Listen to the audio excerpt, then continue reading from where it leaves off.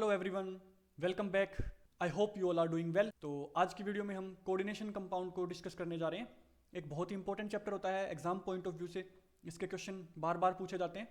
तो आज हम बेसिक्स को कवर करेंगे, जिसमें कोऑर्डिनेशन कंपाउंड, उसके parts and types of ligands को बेसिकली हम डिस्कस करेंगे।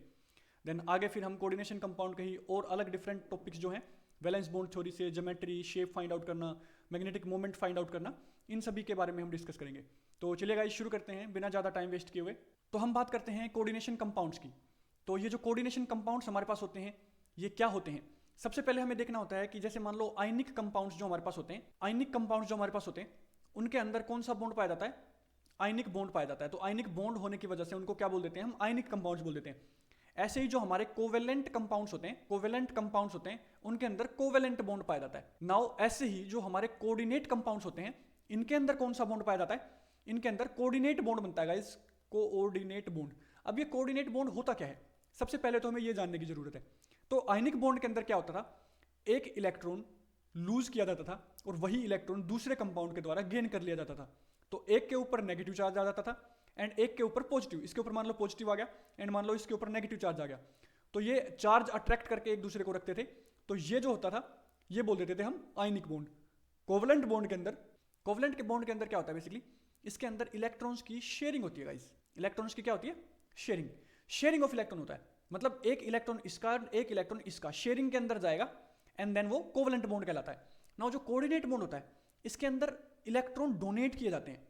इलेक्ट्रॉन डोनेट किए जाते हैं। नाउ इसको डेटिव बॉन्ड भी बोलते हैं।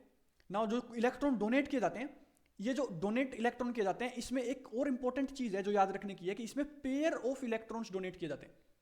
Pair of electrons. Single electron तो ये भी लूज कर रहा है और ये गेन कर रहा है। यहां पे क्या होता है? पेयर ऑफ इलेक्ट्रॉन्स को डोनेट किया जाता है। नाउ डोनेट किसके द्वारा किया जाता है?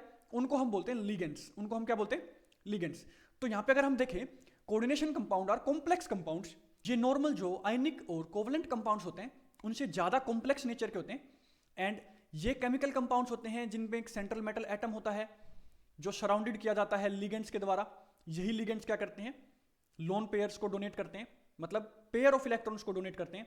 या तो एक पेयर ऑफ इलेक्ट्रॉन डोनेट होगा, या दो पेयर ऑफ इलेक्ट्रॉन डोनेट होंगे, या तीन पेयर ऑफ इलेक्ट्रॉन डोनेट होंगे, या चार पेयर ऑफ इलेक्ट्रॉन। अब इनके अंदर पेयरिंग है तो मतलब या तो दो इलेक्ट्रॉन होंगे, या चार, या 6, या 8, मतलब पेयरिंग में इलेक्ट्रॉन डोनेट किए जा रहे हैं। नाउ लिगेंड्स आर आयंस और molecules that donate pair of electrons. यही बात हमने डिस्कस की है। And forming a coordinate covalent bond. तो कोऑर्डिनेट बॉन्ड बोलते हैं इसको, कोऑर्डिनेट कोवलेंट बॉन्ड भी बोलते हैं। तो ये इसके अंदर बनता है, इसीलिए इन कंपाउंड्स का नाम क्या पड़ जाता है? कोऑर्डिनेशन कंपाउंड्स पड़ जाता है। नाउ इसके पार्ट्स की अगर हम डिस्कस करें, तो कोऑर्डिनेशन कंपाउंड के कुछ पार्ट्स होते हैं। जैसे मान लो हमारे पास एग्जांपल के लिए हमारे पास गिवन है, तो चलिए इसको अच्छे से समझते हैं। हमारे पास ये कंपाउंड गिवन है, मान लो FeCN6 एंड ये हमारे पास है 4-।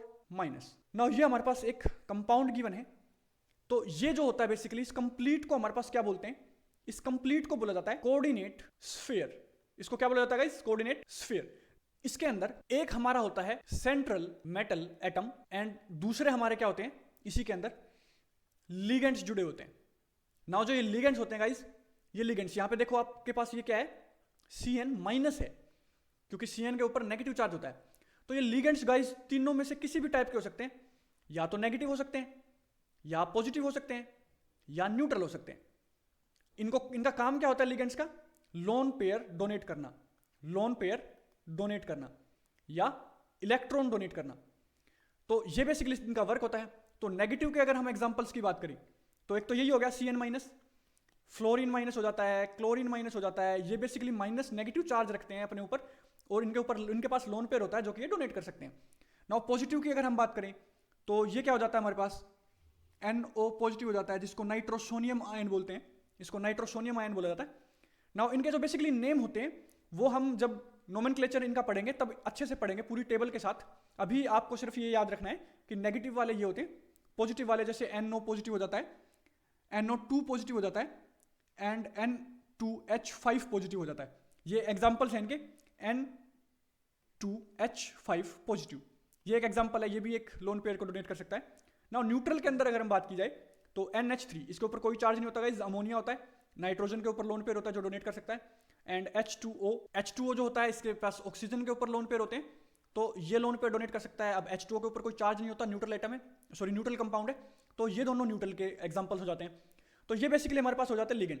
एक होता है सेंट्रल मेटल एटम, एक होते हैं लिगेंड्स। नाउ इनके ऊपर जो होता है कोऑर्डिनेट स्फीयर के ऊपर चार्ज प्रेजेंट होता है। क्या प्रेजेंट होता है? चार्ज। जरूरी है कि चार्ज प्रेजेंट ही होगा? नहीं, न्यूट्रल भी हो सकता है, बट जनरली केसेस में चार्ज प्रेजेंट होता है। इन चार्ज को, जो ये चार्ज ऊपर प्रेजेंट होता है कंप्लीट इसके ऊपर, इसको ओवरकम करने के लिए यहाँ पे काउंटर आयंस लगाए जाते हैं। यहाँ पे क्या लगाए जाते हैं गाइस? काउंटर आयन लगाए जाते हैं। जैसे मान लो यहाँ पे 4- है, तो अगर इसको काउंटर किया जाए तो Na4 के साथ काउंटर कर सकते हैं, क्योंकि Na एक क्या होता है? पॉजिटिव होता है। देन 4Na जब हम लगाएंगे, जब 4Na हम यहाँ पे लगाएंगे तो ये क्या हो जाएगा? बेसिकली 4+ चार्ज हो जाएगा, जो कि इसको काउंटर कर देगा। तो इसके साथ हम क्या लगा सकते हैं? Na4FeCN6। ये कंप्लीटली अब क्या हो गया? न्यूट्रल हो गया। यहाँ पे जो माइनस चार्ज था वो इससे काउंटर हमने कर दिया, तो ये हमारे पास एक क्या हो गया? कंपाउंड हो गया, कंप्लीट कंपाउंड, जिसके अंदर ये जो पार्ट है हमारे पास, इसको कोऑर्डिनेट स्फीयर बोला जाता है। ये सेंट्रल मेटल एटम होता है। ये जो हमारे पास होता है इसको लिगेंड बोलते हैं। Ligand positive, negative and neutral कुछ भी हो सकता है। एंड ये हमारे पास होते हैं काउंटर आयंस। ये क्या होते हैं हमारे पास?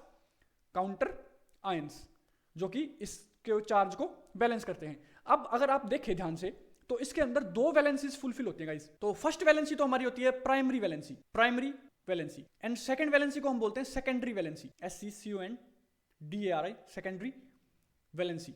नाउ जो हमारी प्राइमरी वैलेंसी होती है वो होती है सेंट्रल मेटल एटम के, कि उसने कितने इलेक्ट्रॉन्स क्या किए हैं? लूज किए हैं। इलेक्ट्रॉन लूज कितने किए हैं, उसके ऊपर कितना चार्ज आया है बेसिकली। जैसे मान लो हम यहाँ पे बात करें इसी की, अगर हम बात करें प्राइमरी वैलेंसी की, तो यहाँ पे अगर इसकी ऑक्सीडेशन स्टेट जो होगी, oxidation state of central metal atom, यहाँ पे इसकी क्या हो जाएगी?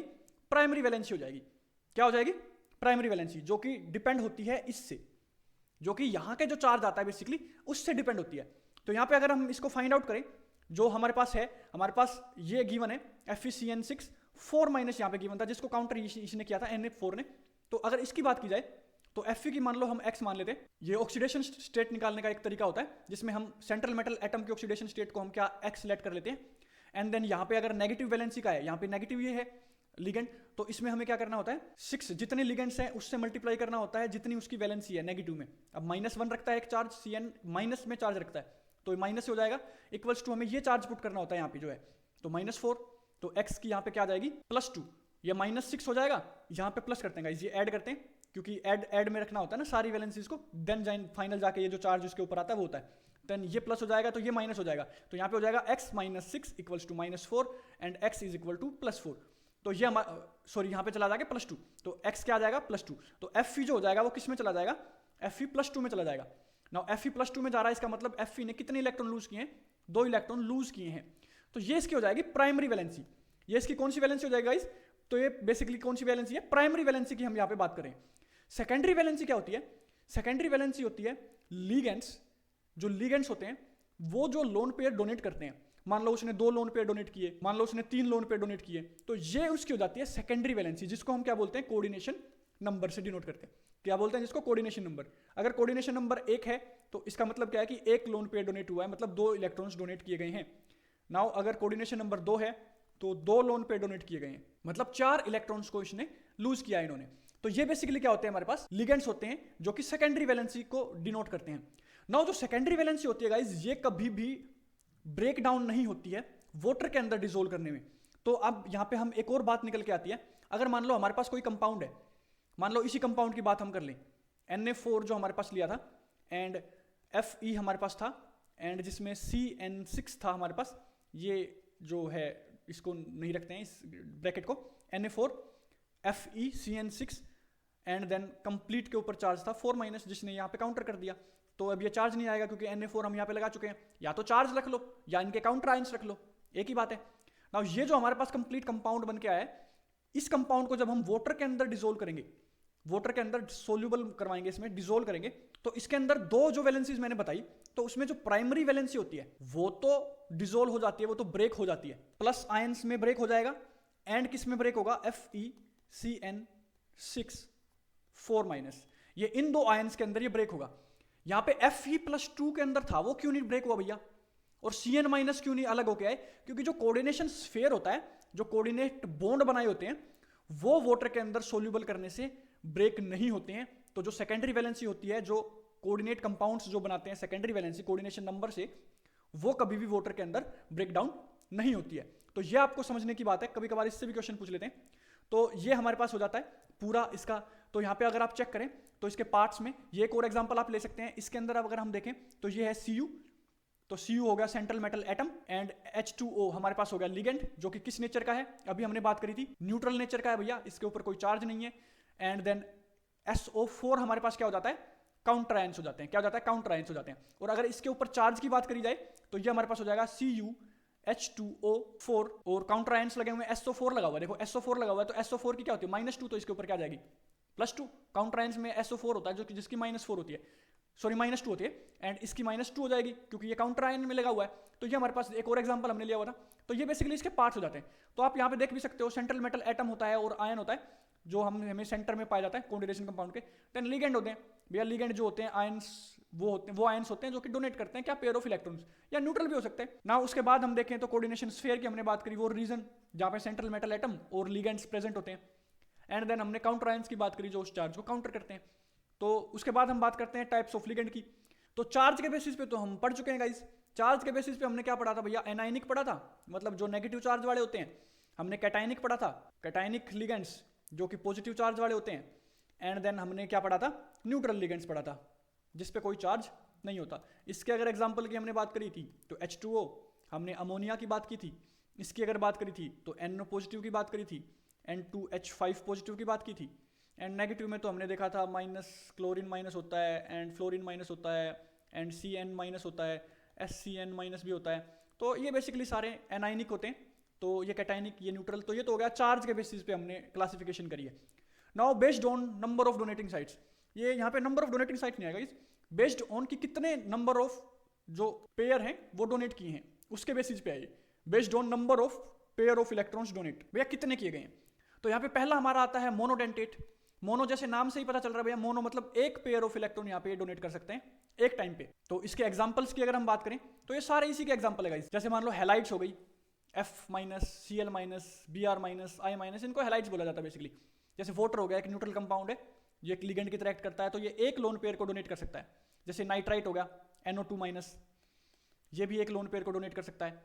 ये बेसिकली आगे भी इसको आगे भी पढ़ेंगे, ये एक और टाइप में इंक्लूड किया जाता है। नाउ हाइड्रोक्साइड हो गया, OH- हो गया, तो ये भी एक लोन पेयर को डोनेट कर सकता है। देन अमोनिया हो गया न्यूट्रल, साइनाइड हो गया CN, ये सब जो है वो एक इलेक्ट्रॉन पेयर को डोनेट कर सकते हैं एक टाइम पे। तो इनको बोलते हैं मोनोडेंटेट लिगेंड।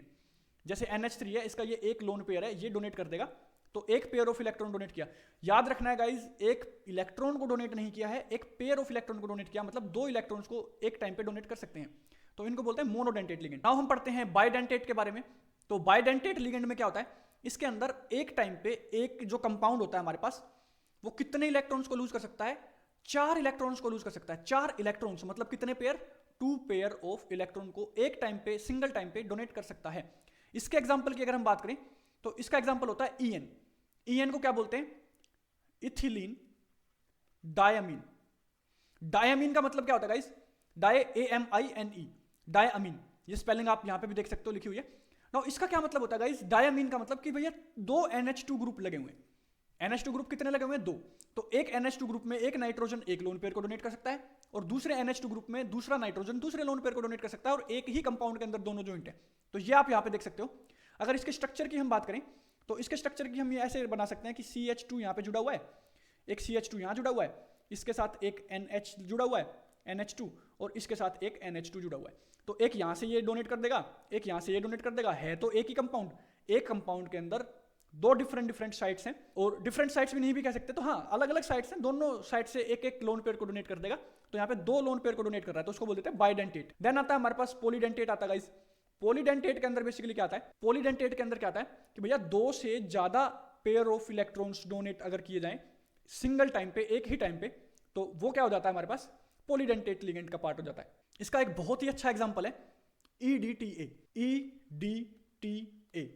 EDTA की फुल फॉर्म बेसिकली क्या होती है, इथाइलिन डायअमीन टेट्रा एसिटिक एसिड। कई जगह इसकी जो ये होती है, इसकी फुल फॉर्म वो लिखी होती है इथिलीन डायअमीन टेट्रा एसिटेट करके लिखी होती है, कई जगह टेट्रा एसिटिक एसिड लिखी होती है। तो EDTA जो होता है हमारे पास, इसके अगर स्ट्रक्चर की बात करें तो इसमें 4 तो COOH ग्रुप जुड़े हुए होते हैं भैया, 4 तो कार्बोक्सिलिक ग्रुप जुड़े होते हैं, कार्बोक्सिलिक ग्रुप जुड़े होते हैं, और 2 ग्रुप जुड़े होते हैं अमीन के। यहां पे लिखा हुआ है ना डायमीन, जैसे इसमें था इथिलीन डायमीन में, तो 2 कौन से ग्रुप जुड़े होंगे? NH2 के ग्रुप जुड़े होंगे। तो 2 इसके होंगे, 4 इसके होंगे, तो 6 इलेक्ट्रॉन पेयर ये एक साथ डोनेट कर सकता है मैक्सिमम, वन टाइम में, सिंगल टाइम में 6 इलेक्ट्रॉन पेयर को ये डोनेट कर सकता है। कौन? EDTA। EDTA इसकी फुल फॉर्म आपको इंपॉर्टेंट है गाइस, वो याद रखनी होती है आपको, ethylene diamine tetra acetic acid. तो ये हमारे पास था पॉलीडेंटेट का एग्जांपल। तो ये 6 को अगर डोनेट कर सकता है एक साथ, तो इसको क्या बोल देते हैं हम? हेक्साडेंटेट। क्या बोल देते हैं? Hexadentate. Now based on their ability to split the energy levels of the metal orbitals, इसका बेसिकली क्या मतलब है कि उनके बीच में कितने एनर्जी लेवल का गैप होगा, उसके बेसिस पे भैया देखो 2 टाइप के बनते हैं, एक वीक फील्ड लिगेंड बनते हैं, एक स्ट्रॉन्ग फील्ड लिगेंड बनते हैं, स्प्लिटिंग एनर्जी के बेसिस पे। तो चलिए एक एक करके इनको देखते हैं। पहले होता है वीक फील्ड लिगेंड्स।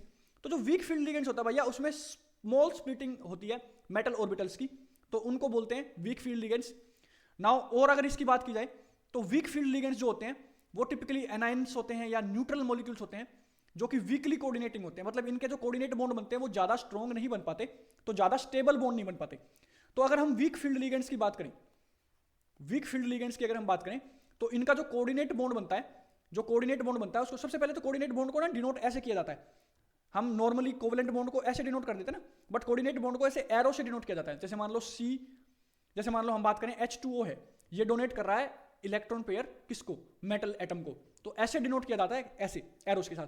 तो जो कोऑर्डिनेट बॉन्ड होता है वीक फील्ड लिगेंड का, वो इतना ज्यादा स्ट्रॉन्ग नहीं हो पाता है, तो स्ट्रॉन्ग इतना ज्यादा नहीं होता है जितना स्ट्रॉन्ग फील्ड लिगेंड का जो हमारे पास है कोऑर्डिनेट बॉन्ड, वो क्या होता है? स्ट्रॉन्ग होता है। नाउ जो वीक फील्ड लिगेंड्स होते हैं उनका अगर ये स्ट्रॉन्ग नहीं होगा, तो उसका जो क्या होता है बेसिकली, जो कंपाउंड होता है वो ज्यादा स्टेबल भी नहीं हो पाएगा भैया।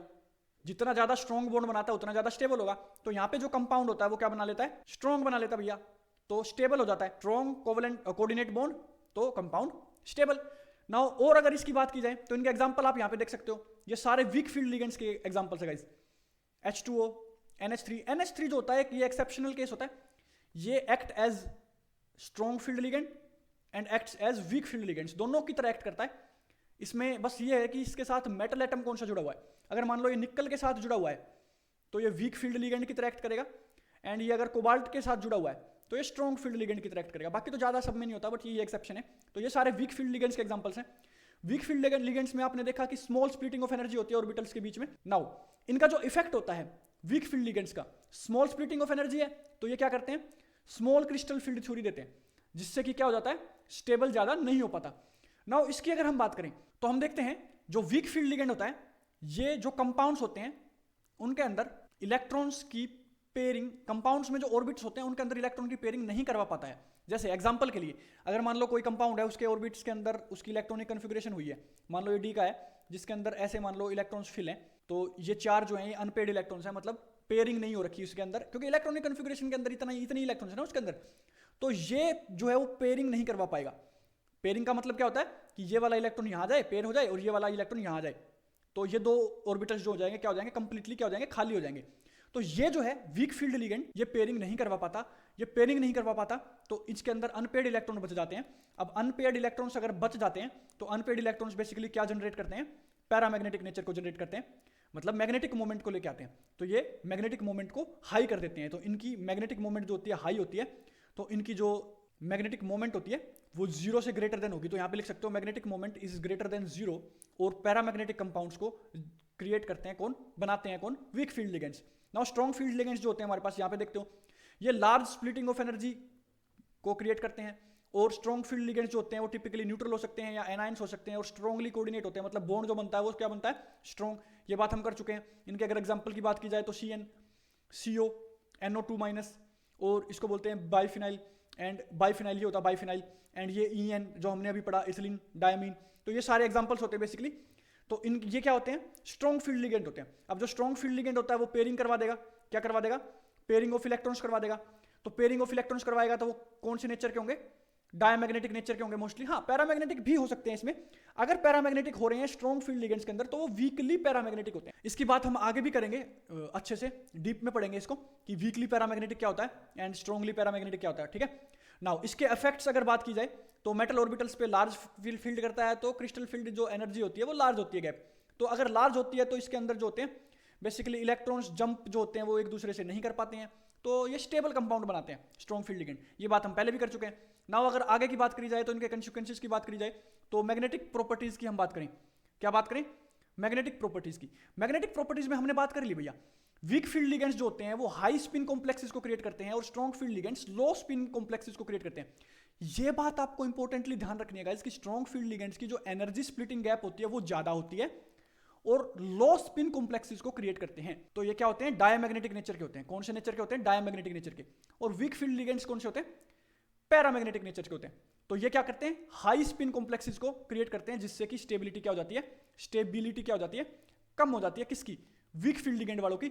और स्ट्रॉन्ग फील्ड लिगेंड वालों की जो लो स्पिन कॉम्प्लेक्सेस क्रिएट करते हैं, जो डायमैग्नेटिक नेचर के होते हैं, इनकी स्टेबिलिटी क्या हो जाती है? इंक्रीज हो जाती है, बढ़ जाती है।